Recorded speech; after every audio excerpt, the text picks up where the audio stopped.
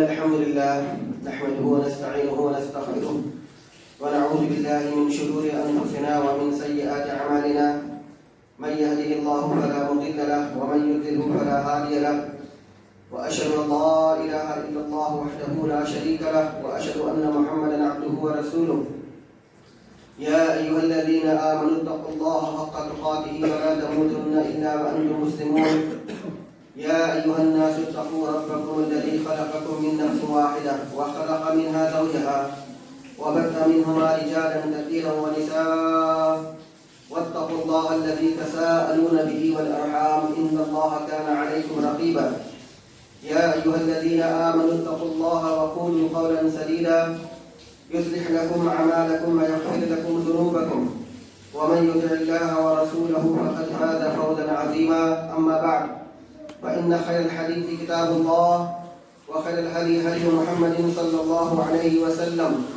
وشر الأمور محدثاتها وكل محدثة بدعة وكل بدعة ضلالة وكل ضلالة في النار.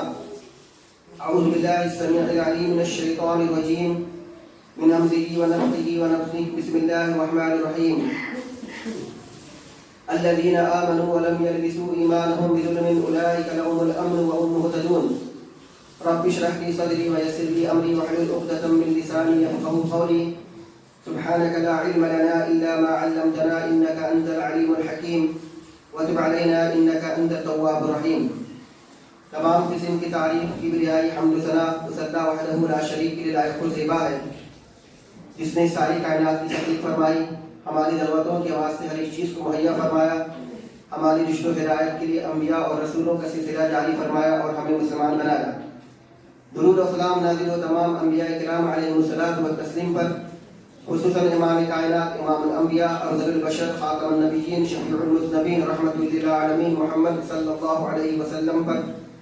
اللهم صل على محمد وعلى آل محمد كما صليت على إبراهيم وعلى آل إبراهيم إنك حميد مجيد.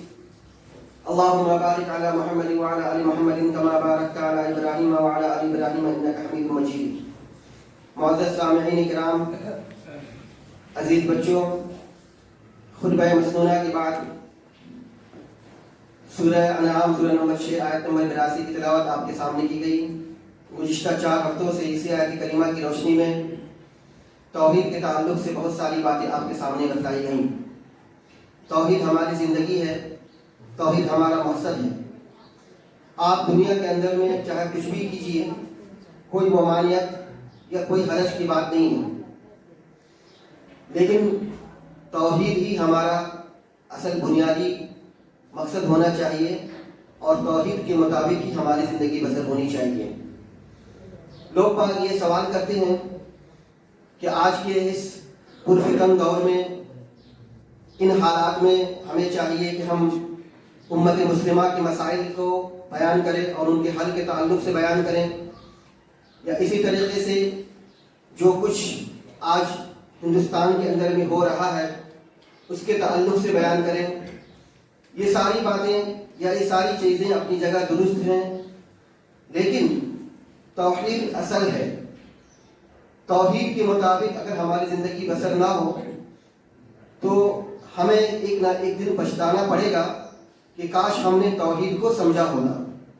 ہم ساری چیزوں کو سمجھتے ہیں، ساری چیزوں کو جاننے کی کوشش کرتے ہیں اور اس کے مطابق اپنی زندگی کو ڈھالتے بھی ہیں، لیکن توحید کیا ہے اس کے مطابق ہم نہیں جانتے یا اس کے مطابق ہم سمجھنے کی کوشش نہیں کرتے.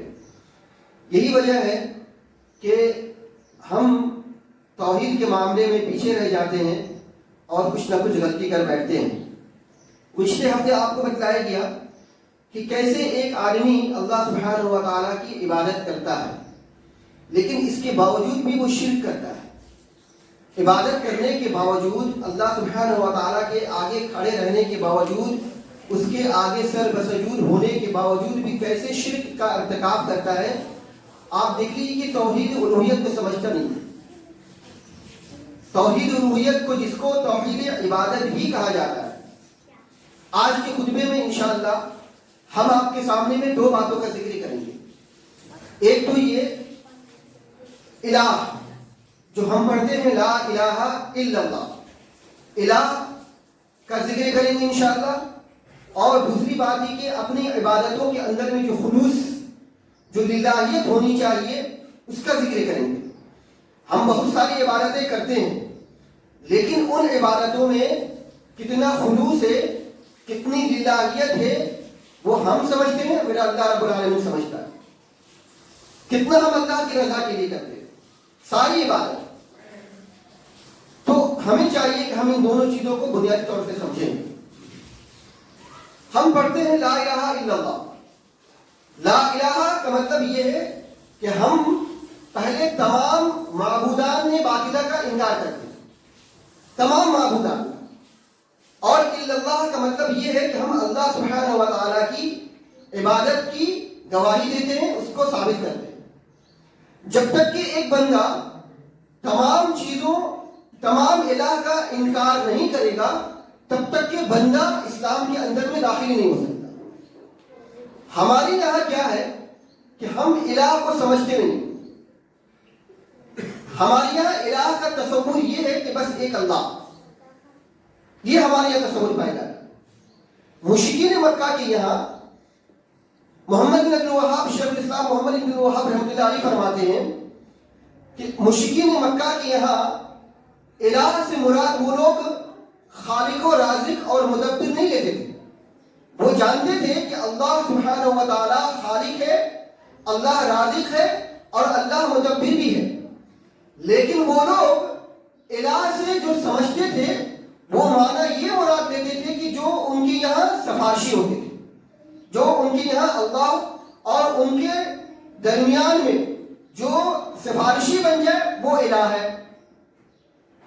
مثال کے طور پہ فرشتے ان کے یہاں الہ مانے جاتے ہیں کہ الہ یہ اللہ اور ان کے درمیان میں پل کا کام کرتے ہیں، واسطہ کا کام کرتے ہیں۔ یا اسی طریقے سے جو بہت بھاری ہستی ہو، بہت بھاری یا بہت نامچین آدمی ہو، مشہور آدمی ہو، اللہ والا ہو، نیک بزرگ ہو، تو ان کو وہ لوگ الہ سمجھتے ہیں۔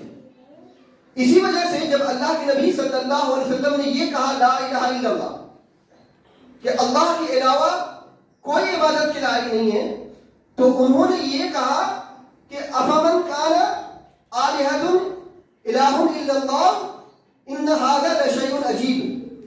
وہی لوگ کہتے تھے کہ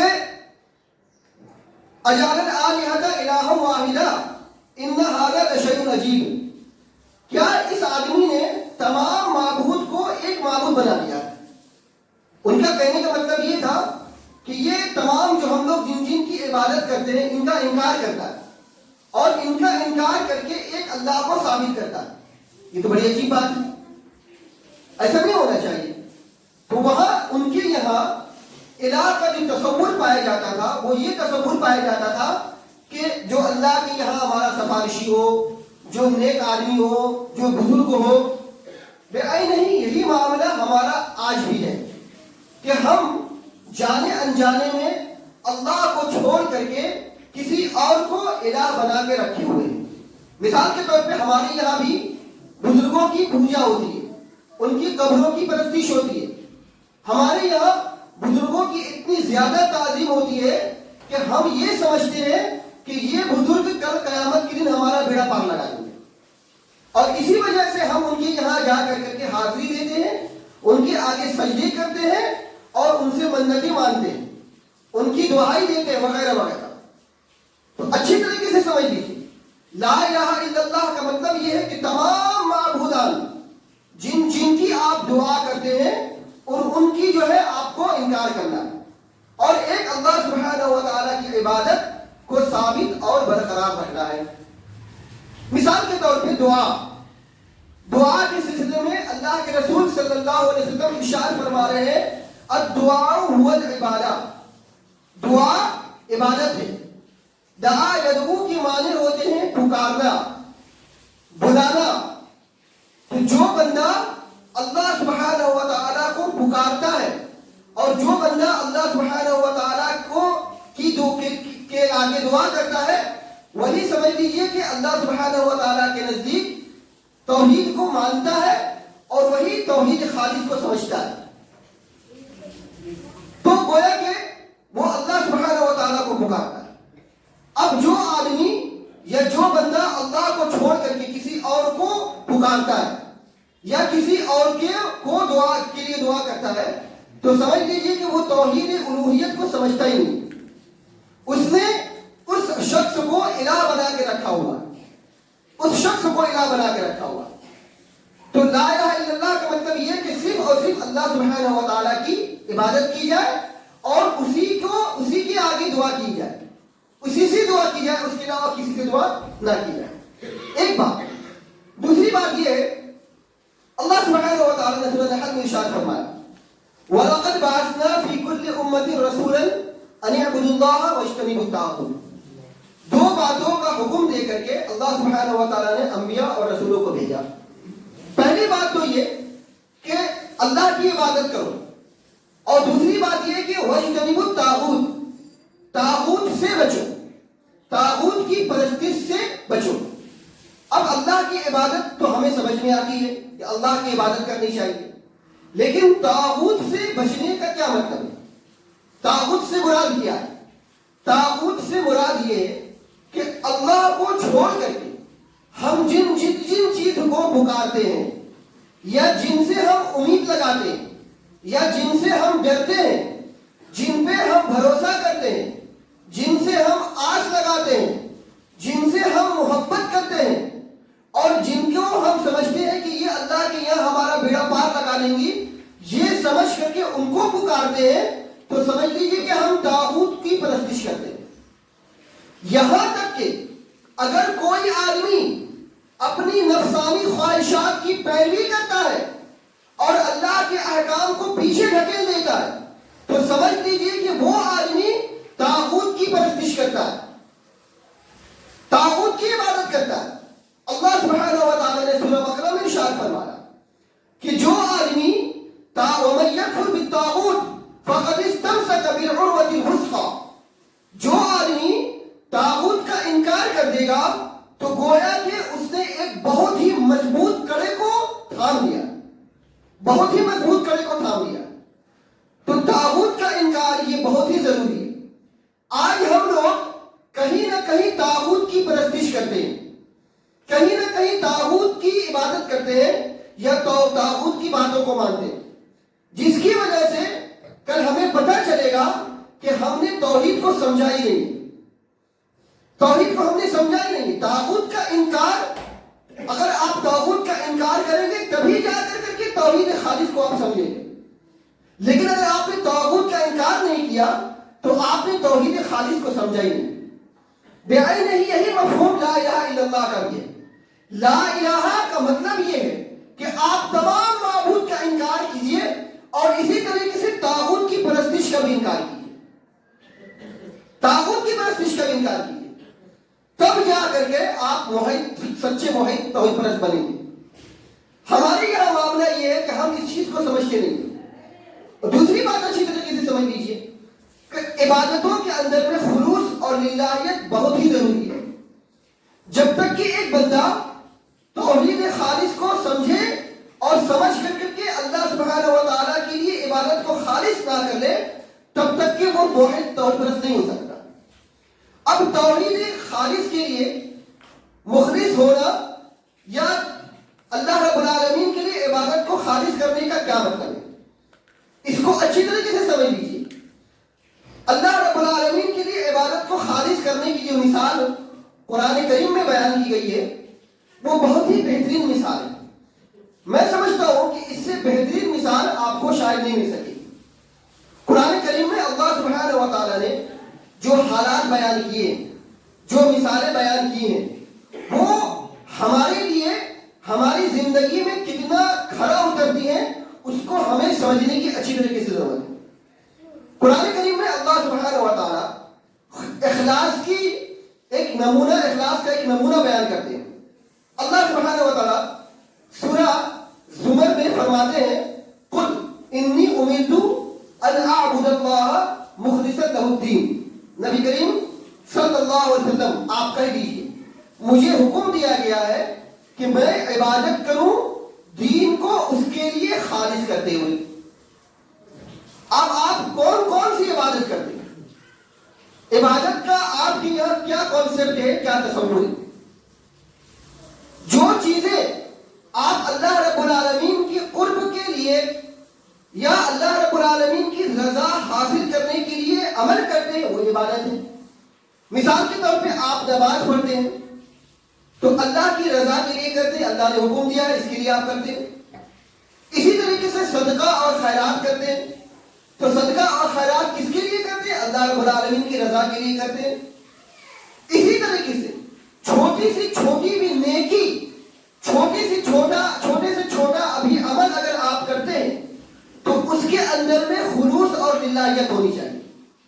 اچھی طریقے سے سمجھ لیجیے، کوئی بھی سبھی عمل، یہاں تک کہ اگر آپ اپنے بھائی کو مسکرا کر کے سلام کر بھی کرتے ہیں تو اس کے اندر میں بھی خلوص اور للہیت ہونی چاہیے۔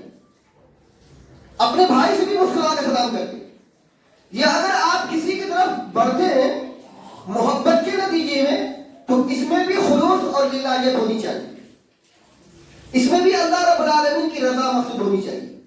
اگر ذرہ برابر بھی کوئی اور مقصد پایا گیا تو آپ کے اندر میں خلوص للہیت باقی نہیں رہے گی، اور جب خلوص للہیت باقی نہیں رہ گئی تو گویا کہ آپ کس کی پرستش کر رہے ہیں؟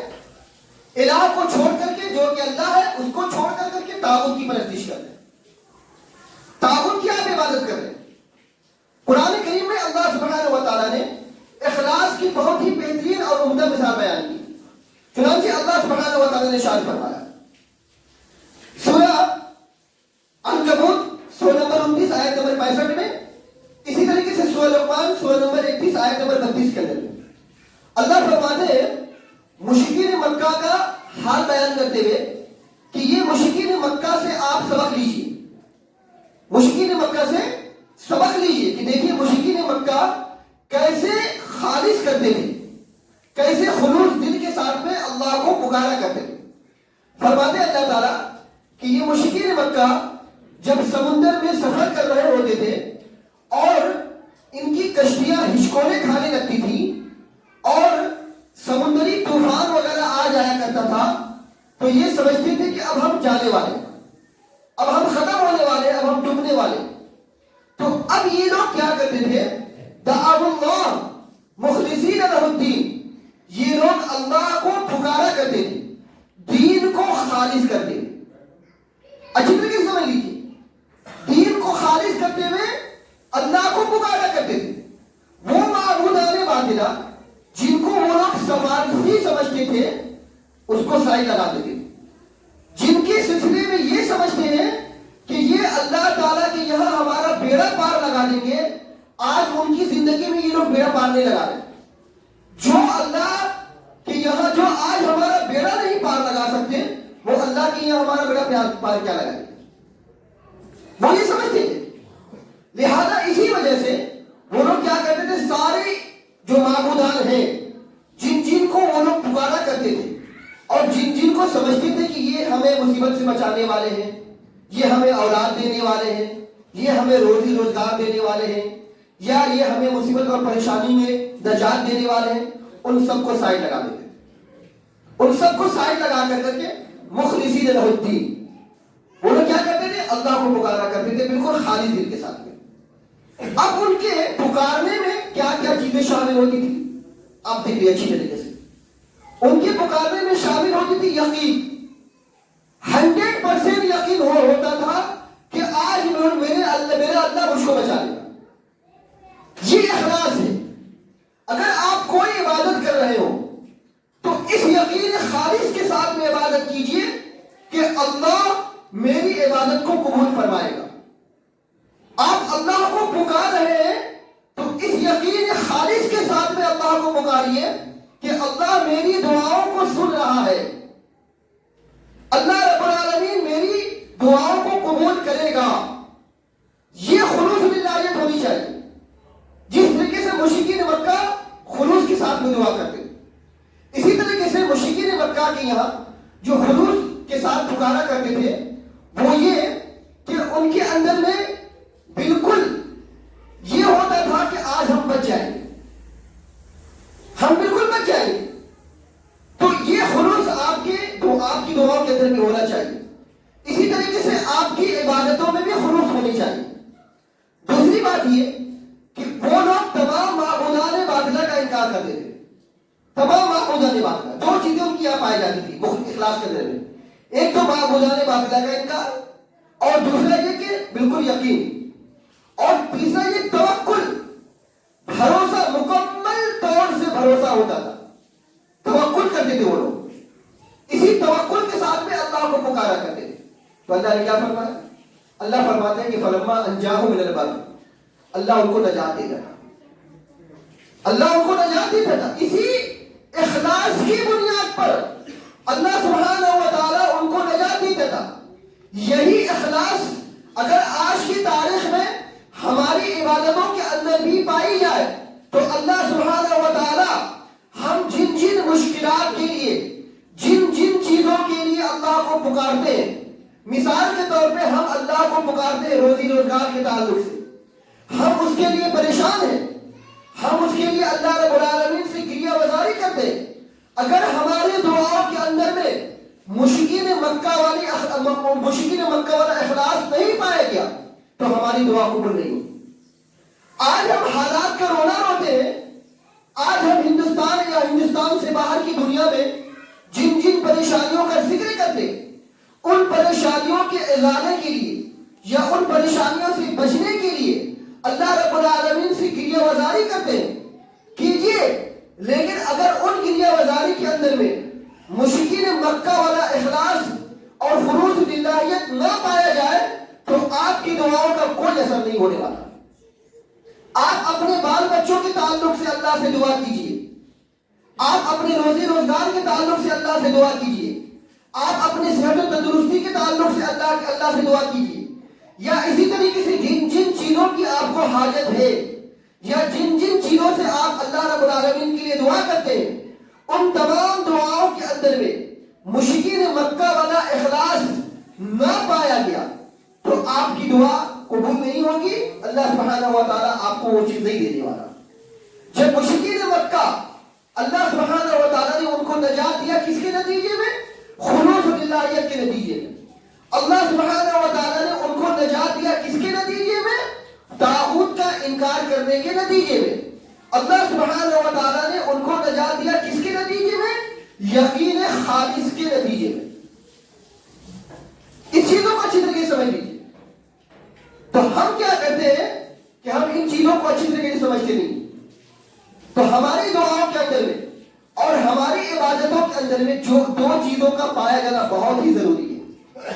ایک تو یہ کہ تمام چیزوں کا انکار، تمام چیزوں جو اللہ کے علاوہ جو چیزیں ہیں ان تمام چیزوں کا انکار کریں گے، اور اس کے علاوہ بالکل خلوص اور للہیت ہونی چاہیے، یقین کامل ہونی چاہیے، اور اسی طریقے سے مکمل طور سے بھروسہ ہونی چاہیے، اور اسی طریقے سے یہ ہونا چاہیے کہ آج میری مصیبت اور پریشانی کو دور کرنے والا صرف اللہ رب العالمین کی ذات ہے. یہ تمام چیزیں اگر پائی گئی تو انشاءاللہ آپ توحید عبادت کو یعنی توحید الوہیت کو اچھی طریقے سے سمجھ رہے ہیں اور اس کے مطابق آپ عبادت کر رہے ہیں. تو آج ہمیں چاہیے کہ جس طریقے سے آپ کو پچھلے ہفتے بتایا گیا کہ ہم لوگ اللہ سبحانہ و تعالیٰ کی عبادت کر رہے ہیں، لیکن اللہ سبحانہ و تعالیٰ کی عبادت کے ساتھ ساتھ جو چیزیں ہمارے یہاں پائی جاتی ہیں وہ چیزیں نہیں پائی جاتی، وہ چیزیں نہیں پائی جاتی. تو الہ کا تصور ہمارے یہاں یہ ہونا چاہیے کہ ہم صرف اللہ کی عبادت کریں.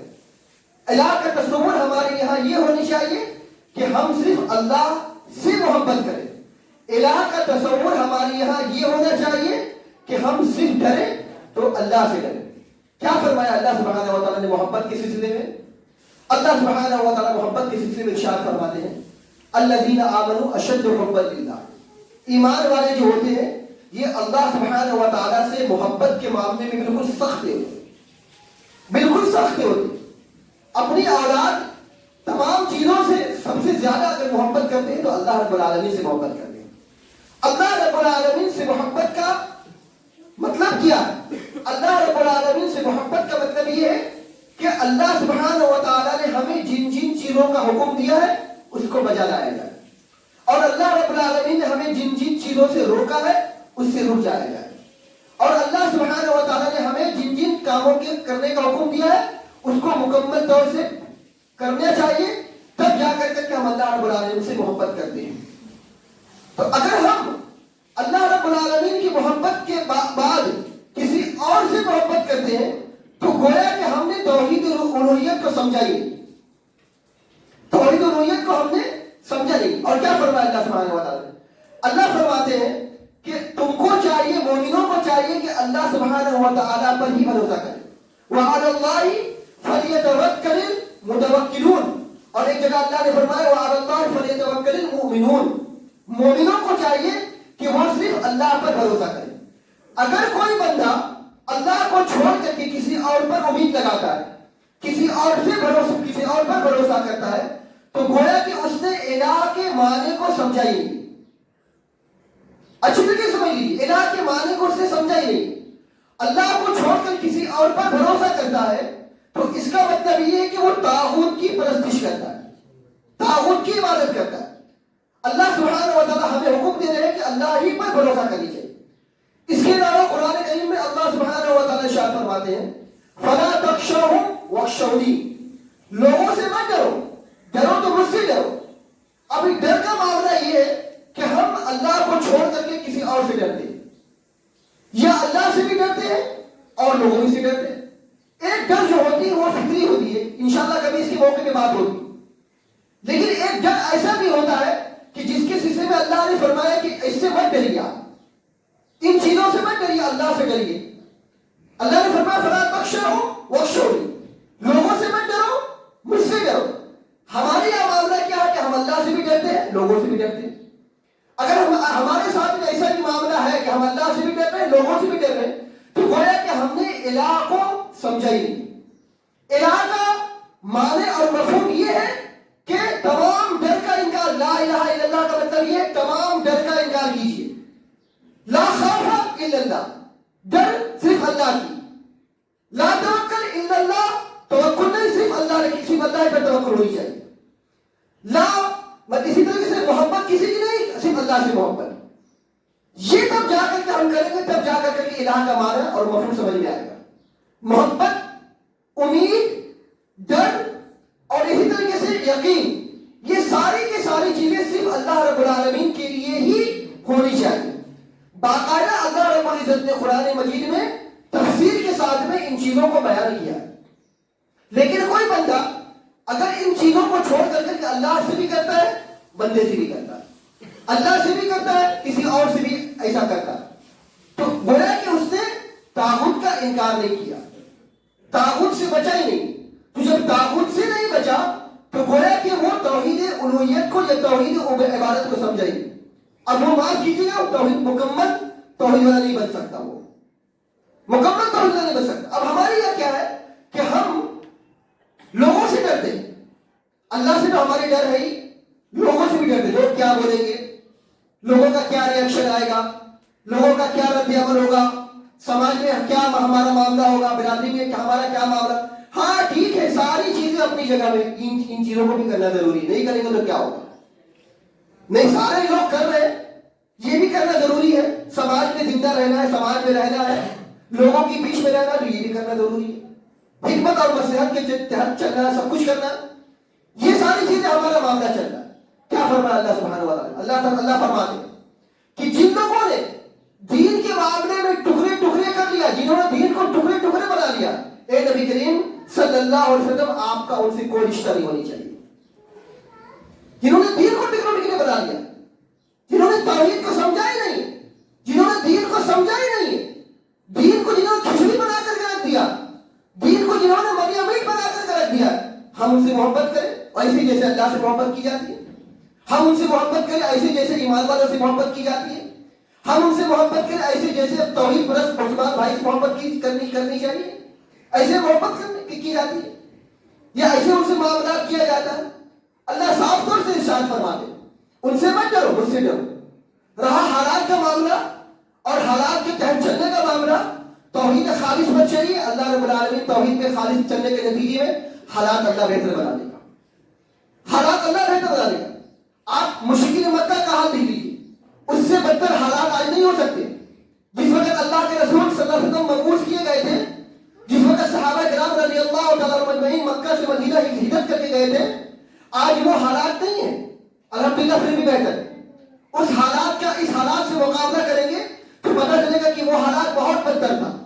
آج کے حالات کے بنسبت، لیکن انہوں نے توحید خالص کو سمجھا اور توحید خالص کو سمجھ کر کے ایک اللہ سبحانہ و تعالیٰ کی پرستش کی اور انہیں اللہ رب العالمین کو پکارا یقین خالص کے ساتھ میں۔ یقین ہونی چاہیے، جب تک کہ یقین نہیں ہوگا، جب تک کہ مکمل بھروسہ نہیں ہوگا، جب تک کہ تعہد کا انکار نہیں ہوگا، جب تک کہ الہ کے تصور کو ہم اچھی طریقے سے سمجھیں گے نہیں، تب تک کہ کوئی عبادت ہماری قبول نہیں ہوگی، تب تک کہ کوئی دعا ہماری قبول نہیں ہوگی۔ جب دعا قبول نہیں ہوگی تو حالات اچھے نہیں ہوں گے، جب دعا قبول نہیں ہوگی تو صحت و تندرستی نہیں آئے گی، جب دعا قبول نہیں ہوگی تو ہمارے گھر کے حالات بہتر نہیں ہوں گے، جب ہماری دعا قبول نہیں ہوگی تو ہمارے ملک کے اندر پہ امن و سلامتی نہیں آئے گی۔ تو توحید ایک بنیادی چیز ہے، توحید کو سمجھ لیجیے، توحید الوہیت، توحید ربوبیت اور توحید اسماء و صفات کو سمجھ لیجیے۔ ان تمام چیزوں کو سمجھ کر کے جب اللہ رب العالمین کی عبادت کریں گے تب اللہ سبحانہ و تعالیٰ حالات کو بہتر بنائے گا۔ بہت ساری باتیں ہیں، انشاءاللہ جمعہ کے اگلے خطبے میں توحید اسماء و صفات کے تعلق سے کئی باتیں آپ کے سامنے میں آئیں گی۔ اللہ تعالیٰ سے دعا کرنی چاہیے کہ اللہ سبحانہ و تعالیٰ ہم سبوں کو توحید سمجھنے کی توفیق عطا فرمائے۔ الہ العالمین ہمیں جو بیمار ہیں انہیں شفا کاملہ عاجلہ عطا فرما، جو پریشان ہیں ان کی پریشانیوں کو دور فرما، جو قرضدار انہیں قرض ادا کرنے کی توفیق عطا فرما۔ الہ العالمین ہمارے مسلمان بچے اور بچیوں کی حفاظت فرما۔ الہ العالمین ہمارے مدارس اور ہماری مساجد اور ہمارے علماء کی حفاظت فرما۔ الہ العالمین جب تک ہم جیے کتاب اللہ اور سنت رسول اللہ صلی اللہ علیہ وسلم پر عمل کرتے ہوئے جیے، اور جب ہمارا خاتمہ ہو انہی دنوں پر عمل کرتے ہوئے ہمارا خاتمہ ہو۔ اقول قولی ھذا واستغفر اللہ لی ولکم ولسائر المسلمین وآخر دعوانا الحمد للہ رب العالمین۔